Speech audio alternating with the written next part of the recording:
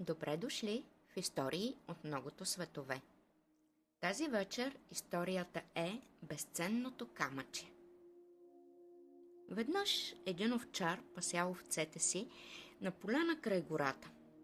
Както си вървял след тях и им подвиквал, изведнъж видял, че гората е пламнала, а сред пръщенето на запалените дървета се чували жални писъци. Навлязал той по-навътре и видял на едно обгорено дърво да се гърчи змия и да вика: „Спаси ме, овчаро, от огъня, моля ти се, щедро ще ти се отплатя." „Не смея, ще ме охапеш," отговорил той. „Отдай ми тогава тоягата си, за нея ще се хвана." Подал овчарят тоягата си, змията се увила около нея и той я извадил от огъня. „Искам да ти се отплатя за това, че ме спаси. Почакай ме тук, на поляната. Аз ще отида в царството на змиите и скоро ще се върна," рекла змията. Тя тръгнала, а овчарят останал да чака на поляната. След час-два змията се върнала. „Овчарю," казала тя и извадила от устата си едно светещо камъче. „Това камъче е безценно. Не го искам да ти подаря за това, че ме спаси. Каквото поискаш, на това камъче да се помолиш. То може да прави чудеса." Взел овчарът безценното камъче, сбогувал се с змията и си тръгнал към къщи. Скоро се оженил и се помолил на безценното камъче да му направи един хубав голям палат на брега на Дунав. Заживял той там със своята жена и мислял, че е щастлив. Но не след дълго една нощ жена му откраднала безценното камъче и избягала с друг мъж чак отвъд Дунава. Но сутринта овчарят се събудил и видял, че спи направо на земята. Нямало го вече красивия палат и той бил съвсем сам. Досетил се каква е работата, потъгувал известно време и, като нямало какво друго да прави, сам си построил една колибка на брега на Дунав. И за да не живее сам, взел си едно куче и едно коте.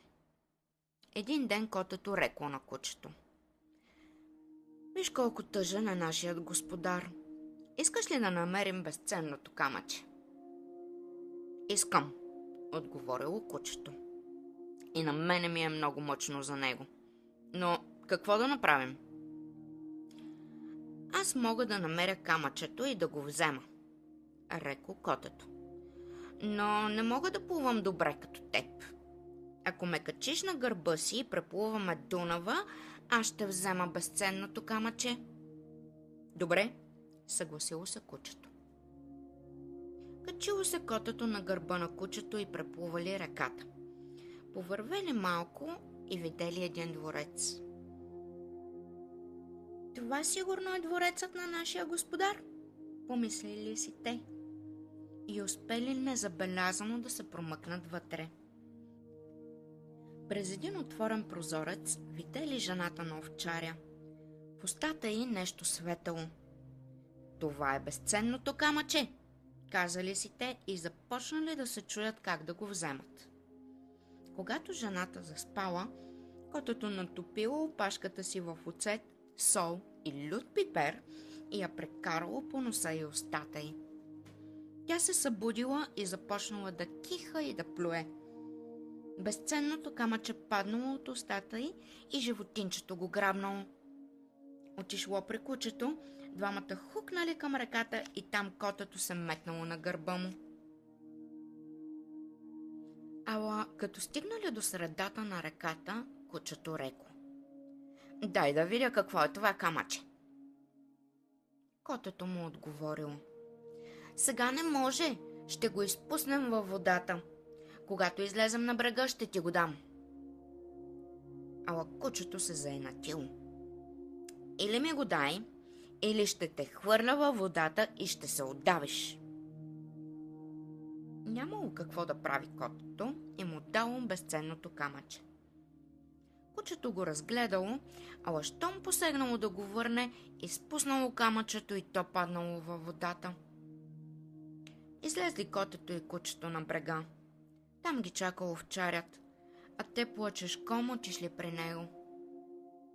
Защо плачете? Попитал ги той. Намерихме безценното камъче, взехме го, но го изтървахме във водата, казали те. Не плачете. Нали се върнахте живи и здрави? При това камъчето вече не е от тях. Нека си седи в реката. Близо до колибата на овчаря живеел един рибар. Овчарят един ден отишъл при него и си купил риба. Когато се върнал, дал една голяма риба на котето и кучето, тъй като били много изгладнели. И щом те разкъсали рибата, изведнъж блеснало безценното камъче. Овчарят много се зарадвал и веднага се помолил на камъчето да му върне палата. Той тоз час се появил и тримата заживели доволни в него, а овчарят се оженил отново за едно много хубаво и добро момиче. Има много светове и много истории. Можете да се връщате към тях, когато пожелаете.